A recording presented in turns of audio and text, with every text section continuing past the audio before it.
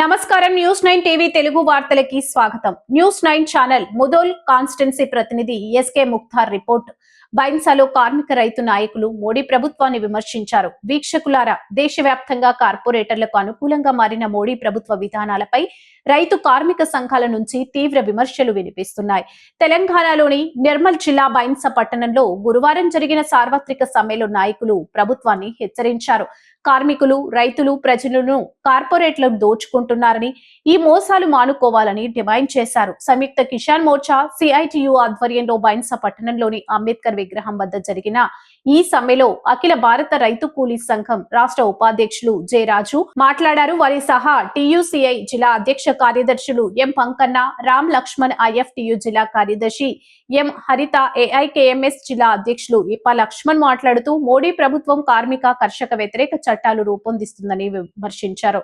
నాయకులు చెప్పినట్లుగా అనేక సంవత్సరాలు సాధించుకున్న హక్కులను కాలరాస్తూ 4 లేబర్ కోడ్లు తీస్తున్నారు. కార్మికుల జీతాలు తక్కువగా ఉండి ఇబ్బందులు పడుతున్న ప్రస్తుత పరిస్థితుల్లో ఈ కోడ్లు దోపిడీ పెంచుతాయని విమర్శ. వ్యవసాయ రంగాన్ని కార్పొరేట్ కంపెనీలకు అప్పజెప్పే కుట్రలో విత్తన చట్టం, విద్యుత్ చట్టాలు తీస్తున్నారని ఆరోపించారు. మరింత ఆధారంగా అమెరికాతో చేసుకున్న ఒప్పందాలు చిన్న, సన్నకారు రైతాంగాన్ని వెన్ను విరుస్తాయని, ఇది మోడీ తన స్నేహితుడు ట్రంప్ కి ఇస్తున్న బహుమతిలా ఉందని తీవ్రంగా విమర్శించారు.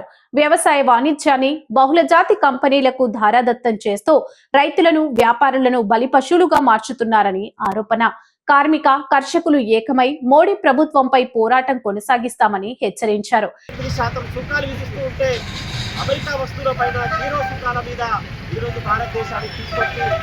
భారతదేశ వ్యవసాయ రంగాన్ని, పారిశ్రామిక రంగాన్ని నాశనం చేసే చర్యలకు ఈరోజు మోడీ ప్రభుత్వం దిగింది.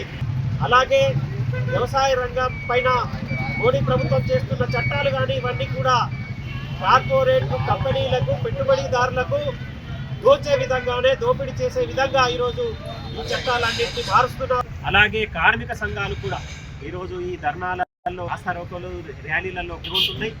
మోడీ ప్రభుత్వం తీసుకొస్తున్న రైతు వ్యతిరేక, కార్మిక వ్యతిరేక, ప్రజా వ్యతిరేక ఇవి ప్రజలన్నీ ఐక్యంగా ఉన్నాయి. కేంద్ర ప్రభుత్వం, ప్రధాన మోడీ నాయకత్వంలో జరిగిన కార్పొరేట్ అనుకూల విధానాలు ఈరోజు ప్రజా వ్యతిరేకంగా ఉన్నాయో, ఎంత దేశ వ్యతిరేకంగా ఉన్నాయో, మొత్తం పరిశ్రమలన్నీ పెట్టుబడిదారులకు, కార్పొరేట్లకు కట్టబెట్టే విధంగా ఉన్నాయో ఈ రోజు ఈ సంఘాలన్నీ ఐక్యం కావడంలోనే ఈరోజు అర్థమవుతా. కార్య సంఘాలు అనేక సంఘం పేరు మీద ఉన్న ప్రతి ఒక్కరు కూడా ఈరోజు ఉంది. ఈ రోజు మేము మరి ఈ రోజున కనీస వేతనం 26,000 రూపాయలు ఇవ్వాలని చెప్పేసి డిమాండ్ చేస్తా ఉన్నాం. అదేవిధంగా నిత్యావసర సరుకులు అవకాశాన్ని అందుకున్నాయి. ఇచ్చే ఈ 10-12,000 రూపాయలతో మరి ఈ కార్యక్రమానికి పీడీఎస్యు జిల్లా అధ్యక్షుడు మహేందర్ మద్దతు తెలిపారు.